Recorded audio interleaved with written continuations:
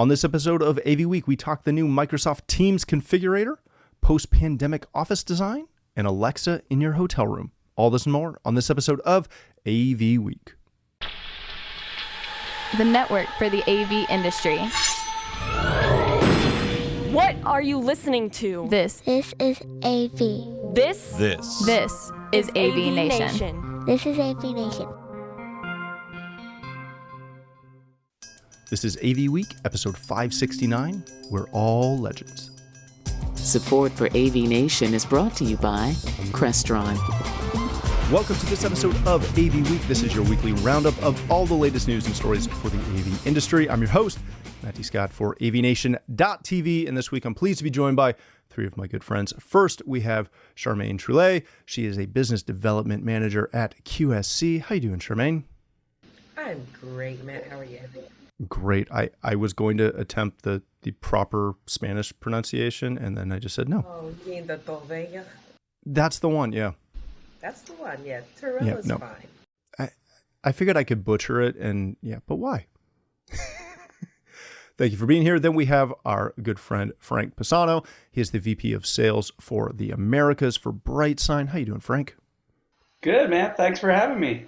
Thank you for being here. And last but certainly not least, one of my longest standing friends in the business, Kirsten Nelson. She is a legend in the industry. See, I told you. She is also a freelance writer. Everybody knows you. How you doing, Kirsten? I'm doing well. How are you today? I am doing fantastic. It's Friday, which is a good day, because normally I do these on Mondays, and it's the start of the week. All right, ladies and gentlemen, let's kick this off with a story that comes to us from AV Interactive. Microsoft has announced a Microsoft Teams tour tool. Obviously, they didn't talk to marketing about that one.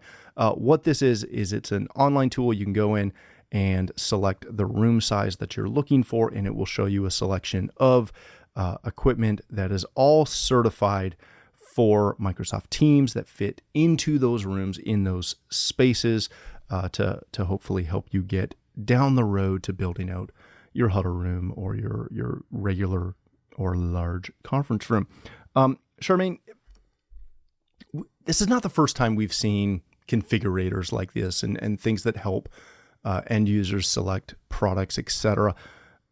But Microsoft is a pretty big player to be getting into this space. Usually it's a third-party vendor or honestly an integrator who comes out and says, hey, use this tool. It'll help figure out what you need, and then we'll help you take this a step further.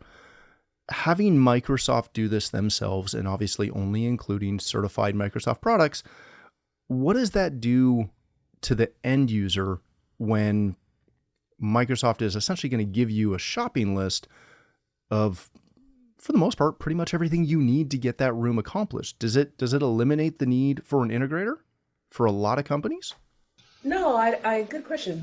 It doesn't. I looked at the list, and it looks like it was the what's newly certified with Microsoft. When I looked at the list, I said, there's a lot of things Microsoft certified in terms of products. A lot of products, a lot of manufacturers have Microsoft certified products. So it was interesting to me that Microsoft wanted to kind of publish something that we're going to help give you this guide and get into the integration side when there's so many other manufacturers that are there that are also integrating Microsoft Teams with their products.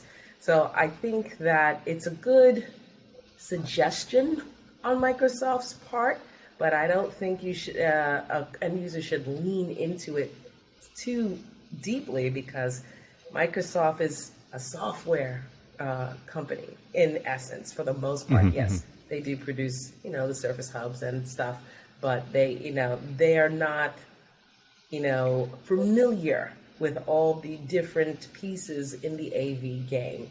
So again, a nice suggestion, that article. I would take it as a nice, that's a suggestion, but we're either a financial, a pharma, and depending on industry, we have these requirements, that requirements, network. That is not, Microsoft does not want to get into deeper conversations depending on industry, nor can they, nor do they have a business unit that can help you. And I know this coming from IT, reselling Microsoft for 10 years, and then coming to AV on the IT side.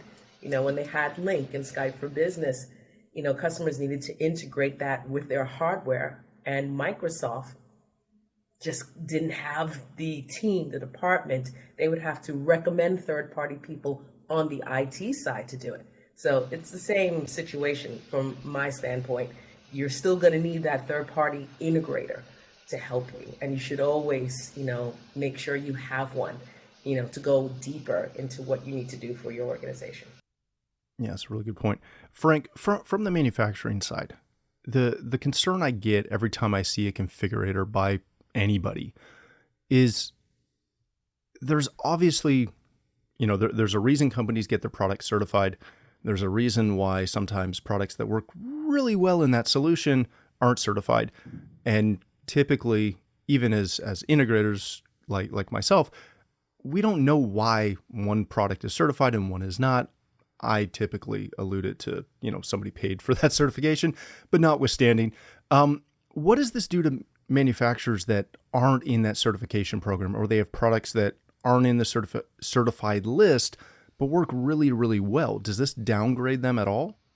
I think it does a little, but I also would take that with a grain of salt. I think so many folks are coming out with configurators. You mentioned it. I mean, everyone's coming out with a configurator because everyone's trying to make the end user, journey a little bit easier, right? And the end users are already getting so much of their information before they even get into and talk to a salesperson. I mean, all the stats are looking like it's going more and more. So they're all becoming educated. So I don't blame Microsoft for actually doing what they're doing. It makes a lot of sense. They're just trying to educate the end users.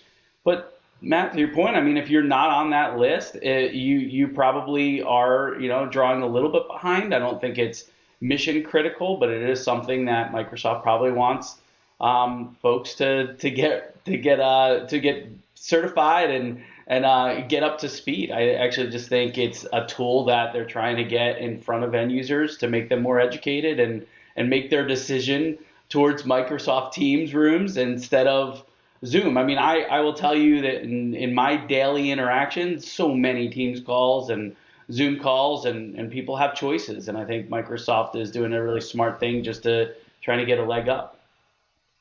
Kirsten, one thing before we head on to our next topic. One thing that always concerns me with this, or with this concept, is, to Frank's point, end users want to learn more. They want to know more and be better educated going into that meeting, hopefully with an integrator. In my experience, that education is usually not qualified. So they've read something online, they've Googled something, got sent to a stinking Amazon link, and all of a sudden you're quoting a professional system and they've found something that may be quote unquote certified, but that's how you end up with, like a Google bridge in a room that seats 40 people because somebody saw it and that's the great solution. We got to do it. Is there a concern that there's not always a lot of qualification to these? That it's such a simplified process, which it has to be to make the configurator work, that sometimes you're just giving that end user too much information? No, I think kind of to everyone's point, this is kind of a good configurator, almost as like the gateway drug to a better meeting room system. Like people can try to configurate all day, but these are kind of the rooms that no one in the AV industry wants to do, and let's be honest, probably people in offices might not even want to have. Like this might be your entry level. Like let's say an office manager is told to make that room ready for video calls. So this is where they begin. But if this is where the conversation begins, I think kind of like what Frank was saying, like the user gets a little bit educated and they start learning what else is possible. But yeah, I think this is like the entry level, and then we go from there. So it's kind of a good entrance point. And I think to what Frank and Charmaine are saying, there's a lot of other choices out there too. I think most offices, at least from what I've experienced, and even what Frank was mentioning, is everyone's in and out of all these different meeting rooms all day. So Microsoft Teams might think that they're going to be the only one, but I'm pretty sure that every office, especially when I talk to like the major architecture firms, they're talking about how having to configure these rooms with a full suite of tools. So it's going to be, there's going to be these curators. That's kind of what I've been hearing, is these people who help decide what that meeting room should be for what the next meeting is. There's definitely going to be an endless array, sort of a Swiss Army knife.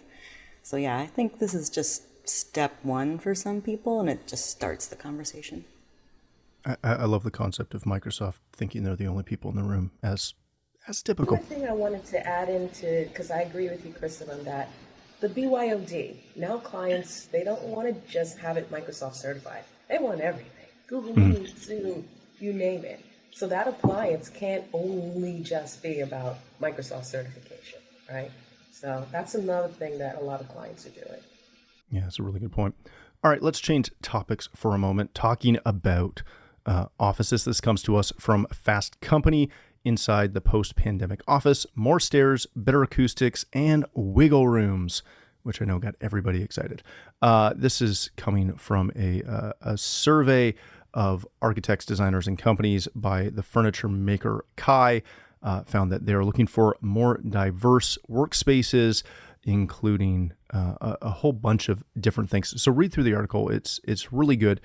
They're essentially pulling away from this, that organizations are realizing that they need to be a little bit more deliberate and flexible, and saying that, focusing on well-being is really important, and it goes beyond just throwing, some coffee tables and some couches into that workplace environment in the place of a couple, of those cubicles that they pulled out. Frank, I want to start with you on this. One of the quotes that came out of this that I really liked was that there's a shift from wellness to overall well-being, and they're talking about it kind of in case of a couple applications, but essentially that there's only so much you can do on the surface, and that's where the couches and coffee tables come in, and you have to be a little bit more deliberate to make that effective. Is this a trend that you see continuing and growing beyond the most forward-thinking companies that are willing to invest into this? Oh yeah, absolutely. I think the really cool part for me is I've been working in sales for 20 plus years, so I'm a home office guy for the most part, but I do manage people that go into an office, and that is, part of the culture that they operate in. I mean, some companies are doing beanbag chairs and ping pong tables and, stocking their shelves with really cool foods and stuff. But at the end right now, what we're seeing is the hybrid workplace is the biggest impact that we've seen on growth and even signage. So it's been nice for us, but it's not just the signage. Obviously they gotta outfit their offices with a lot of different things like furniture, like the article talks about. As it applies to the AV world that we're doing, that's where the momentum shift is, where we're seeing, because it's not everyone's going in the office at one time. So that lobby or break room are not actually like the most key critical elements anymore. Whether it's corporate, higher ed, healthcare, or any of those, the growth that we're seeing is going through the roof. And I think a catalyst of that is the pandemic, because people are adapting to the hybrid workplace or a learning place is what we're seeing surge, right? So you're bringing, we bring a lot of flexibility with open architecture, design, scalability to allow you to go both to your workstation and to signage throughout the building. Why that's important in this new day and age is virtual receptionist, right? You're not always having somebody at the desk anymore. So there, there's a lot of different areas, or occupancy sensors, metrics and analytics, hot desking, hoteling, like all of these things are huge trends right now. Wayfinding goes into that, right? Obviously you have to know where you're going to go, and we're able to do a lot of things through technology to make sure that people are going to be 6 feet apart, and we still have the, analytics and all of that stuff that go along with that. So, and then obviously you're starting to see that too, as if it's a hybrid workplace, maybe you need Power BI dashboards. So folks that are in the office and working remote can still all be engaging just like they were if they were all under the same roof. So it's actually an interesting. I thought the article was really interesting, but everything that we're doing as far as employee engagement through what we're operating in AV is been critical, and luckily digital signage kind of helps a lot of that and on that journey. Yeah, that's a good point. Kirsten, one of the things that I loved seeing in this article was they talk about how architects and designers are reported to be getting way more requests to design offices with the holy grail for us, some actual acoustic privacy. And gosh, thinking of acoustics for once. Is this going to last? Is this something that, like, we have talked about this? Heck, I think I wrote about this for you years ago, that you do actually have to think about acoustics. They're finally starting to get it. How excited should we be about this? I think we're allowed to start finally getting excited about it. Because, yeah, I really feel like for once the connection is being made between human comfort and acoustics. I think it used to be such an abstract concept back in the day before all this, when it was about cramming more people into open plan spaces, which every single study says nobody likes an open plan office. It's not just introverts that suffer, it's everybody who suffers. Focus suffers. Now we're sort of, I think people are reimagining why people would show up into a space to be together. And I think to be in that space together is all about communicating, and it's not about putting on your headphones and trying to block out all the terrible noise around you. It's about being able to be in a space, be comfortable, communicate with people out loud. So yeah, I'm pretty sure that when we talk about wellness and well-being, it's about how people feel in a space. And if they feel constantly inundated by noise, they're not happy. And so yeah, maybe it's our mission too, to get out there and say, hey, one of the other problems you're dealing with is acoustics. Like, try to draw attention to that and make sure that it gets done the right way. So, Charmaine, let's wrap this up real quick with you. One of the things that when I read articles like this, one of the things that concerns me a little bit is typically there's always a finite budget for a renovation going into an office, right? When architects and designers were building our traditional spaces, they were taking a vast majority of that budget for the design of the space, the fixtures for the space. AV would typically take a back seat behind, of course, IT. As they're now getting, as this report says, into even more complex spaces and more things coming in, and they mention wiggle rooms, which are like these little phone booth pod things that I don't think anybody over the age of 25 ever wants to work in. But they're going to be spending even more money into these things. Cubicles are honestly pretty cheap, all things considered. What does that do to our budgets? Is that something that we need to continue to make sure that we as an industry are in front at the time of design, saying, yes, as you're doing this, you got to make sure that you're scaling appropriately so that at the end of the day, it's not, again, coming back to that mediocre room? Yeah, I think you even have to get way ahead before design, and that's the thing that our industry doesn't do very often. Like before you even think of design, when the concept, get them where they're trying to conceptualize, for example, when COVID was happening, return to work policy. That's a new term. What's your return to work policy? I started using that a lot in 2021. And it's like, oh yeah, we have one. We're thinking of this, that, and we don't know how we're going to reconfigure everything. Okay, let me help you. So if we get in ahead of time before then, I've spoken to a lot of customers in that year. Customers, end users wanted to get ahead of it to incentivize workers to come back by creating a space that made them want to come back. Oh, you could bring your kid twice a week. Let's create a space that enables that and gives a place for the children and children of employees, because, home care is now different past COVID, right?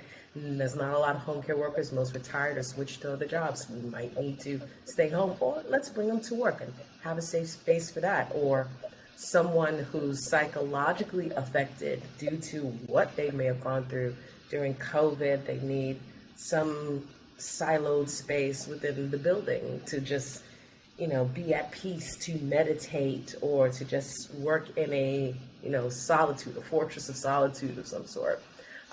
Because there's a lot of, psychological PTSD that a lot of employees may be experiencing. So if we can get in at that place of concept before the design and help them figure out, what their workflow and environment are like. Is 40% of your employees have kids, and now, they're used to working from home and, not paying extra for childcare with inflation and all, figure it out so we can help you figure out the right kind of reconfiguration, and we can help you with that design. I think that's where we need to be. Yeah, love it. All right, let's hit our last story of the day real quick. This comes to us from AVNation.tv. Amazon and LG collaborate in a groundbreaking Alexa for hospitality integration with LG hotel TVs. If you miss this, under their powerful WebOS smart TV platform, there is now a integration with Alexa direct in the room. It'll also work on some of the older TVs as long as they're running WebOS 6 or 5, where you can add a mic array on top, and essentially in your room, you can say, hey, Alexa, raise the thermostat, order me wings from, downstairs, whatever else you would use Alexa for in a hotel room. I honestly don't want to know. Kirsten, let me start with you on this one. This is, to my knowledge, this is the first time we're seeing a kind of widespread pilot project of Alexa in a, some form of corporate or hospitality environment. Again, that's not like some boutique hotel thing across the board where, pretty much anybody can do this if they're running LG, and if it's, again, one of the newer models, they can add this into a hotel room. What does this mean for potential Alexa adoption into the industry as a whole, for other suppliers for hospitality, and commercial in general? Is this that starter that's going to kick this off? Yeah, I think so, because I think that, it's another gateway scenario, right? Everyone's using voice in every scenario now, and they're really comfortable with it. People who have Alexa or Siri and everything in their lives, they walk into rooms already and accidentally say things like, Alexa, adjust the lights. They get used to that stuff. Alexa, turn on the lights. So I think it's kind of funny. You're kind of just playing to the instinct of people who already live with these voice control systems at home. But you're also accessing a whole new market of people who use voice all the time on their phone. So they almost expect to interact with their room this way. And when they're invited to do that, I'm assuming there's some sort of onboarding thing, to let people know. Because I noticed that actually Amazon was smart enough to offer a mute option for those people who don't want to be spied on in their room. Because there are people who, don't want, And actually I noticed that the privacy is emphasized, that, the hotel won't have access to the recordings. They've addressed everything in this. It's almost like they're ready for commercial because they're addressing those really big concerns right out of the gate. Like, hey, we're going to put this in your room, but don't worry. We've already thought about the following. So yeah, I think voice is the future. So I'm just because it's naturally what people are gravitating toward. And I'm seeing other new cool things now where there's going to be world building done with voice. All this, so much of the metaverse is going to be controlled by the voice. So I think it's just a natural thing that we're going to see in rooms. So yeah, maybe. I'm 100% a skeptic on the it's safe, quote unquote. Yeah, right. It's private. Yeah, but that's just my inner skeptic coming out. Charmaine, my concern with this, beyond the security and the privacy aspect, which I'm not going to go down that wormhole today because we do not have the time. My concern with this is thinking about hotelers and their staff. And I think about the times that I've been in a hotel room and had a TV just not work, right? Cable doesn't work, right? And I'm trying to catch ESPN in the morning because y'all have it there in America and it's nice. Up here, we don't. And I call down to the desk and say, hey, my TV doesn't work. And they send up someone who picks up the remote, does exactly what I did, and went, oh, we don't know. We're going to have to call somebody. And then they walk out. Will this not just highly complicate that service issue? It depends on how it's implemented by the hotel. And again, brilliant that Alexa, I mean, for me, Alexa is one of the smarter AIs out there. It learns faster than some of the other AIs that we have been using. Alexa's really strong and smart. It's getting smarter and smarter and faster by the day. So the fact that LG was brilliant enough to use that AI, kudos to them. Will it complicate things? It depends on how it's implemented. It's not an out-of-the-box solution like if you're a hotel chain and you want to implement and swap these out and you want to create a support portal, through the WebOS system with LG, and it goes to a support desk and they can remote in and monitor, which you can do, with the LG displays. You can remote in and monitor and see what's wrong if it's remote or whatever. If it's implemented in a fashion where that's in consideration, that support desk portal aspect, it may not be that complicated. But if it's not factored in, right? If it's just, okay, we're just going to swap TVs in and out of the box and expect it to do what it's supposed to do and not complicate it, then that's going to be complicated because there are other things, that it's just the way it is. It's not an out of the box solution. Again, this is why integrators will never be out of work, because an integrator can help with that.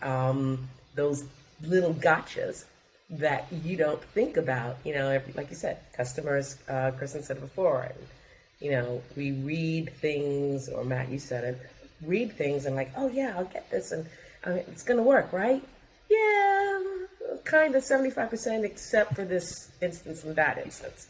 And that's where the integrator comes in. We're going to think about those instances because we're field learners. We learn as we implement and we see. We're like mad scientists and we experiment. So we see all those gotchas and we log it down, take notes, remember it, incorporate it in our repertoire, and never do that again. So, to make sure it works. I love it. Frankie, bring us home. Do you want voice in a hotel room? Well, listen, Matt, I spend well over 100 nights a year in a hotel room. So That's why I asked you the question. the more things that they can put in hotel rooms, the better. For me, it's funny because I feel like I don't use Alexa that much at home. I got to be quiet because if she hears me, she's right there. But if I don't feel like I use it that much at home, but as soon as I get out of the home, I'm like, damn it, I really wish I had Alexa to ask a question to. So I was pretty pumped about it. As soon as I saw it, I actually sent a note to my friends at LG too, because they're pretty smart folks over there. They get ahead of it, especially LG hospitality groups. They know what they're doing. They have a lot of market share in hospitality. We work very closely with LG, obviously being one of the larger display companies out there. But we actually do work with them to try to get even more remote management capabilities for them through our device and our control cloud. But one thing that you guys mentioned already is voice is just normal now. Like everyone's using it. I mean, you see little kids using it. I mean, my parents are almost 80 and they use it, right? It's crazy because they can't figure out how to get the voicemails changed on their cell phones, but they can figure out how to use voice. So it's something that everyone's becoming very familiar with. I'm kind of fired up about it. We have Brightsign has a bright voice solution to help trigger content. Now we don't go. It doesn't worry about your world of Matt about security because ours isn't actually even have to be online. It's more programmed at the heart of our player that we can actually control a few functions, right? We can program those, not actually have to be online for it, just to trigger content. It works well in healthcare and retail and a lot of other areas, museums. But everything is going to voice. So I thought it was a real smart move by LG getting ahead of it. And like I said, I mean, I get in my car, I get to a hotel, and I feel like I need it more than I do even at home. So I was kind of fired up to see. And you mentioned something I didn't even think about. I could order wings. Then I don't have to pick up the phone and talk to somebody. That's pretty badass. That's the only side I'm excited for. All right, ladies and gentlemen, let's wrap it there. Thank you all for joining us. Kirsten, if people want to connect with you, learn more about all the fancy things you do, where can they find you? You can find me. I actually write a column for LG and Audinate these days. That's where you can find me. And I have a newsletter called Creative Stack. So, yeah. Excellent. Thank you so much. Frank, if people want to connect with you, learn more about BrightSign, where can they do that? Well, of course, LinkedIn is becoming the most popular avenue, I believe. And then obviously on Twitter at Pisano Frank. BrightSign's coming up with a new website here soon, too. But it's brightsign.biz. And looking forward to connecting with folks. Awesome. Thank you, sir. Charmaine, if people want to connect with you, learn more about QSC, where can they do that? They can connect with me on LinkedIn, on Twitter, using my name exactly as it's spelled. And they can also email me at qsccharmaine.torella@qsc.com. Awesome. Thank you again for joining us. If you'd like to connect with me, you can find me on Twitter at Matt D. Scott and most other social platforms. I'm on LinkedIn too, somewhere. But more importantly, please visit avnation.tv, where you'll find this show as well as a wide variety of other shows with all the verticals that we cover. When you visit the website, please take a moment to check out our supporters. We are extremely thankful for their support and ask that you check them out as well. Thanks again for watching. That's all the time we have for this episode of AV Week.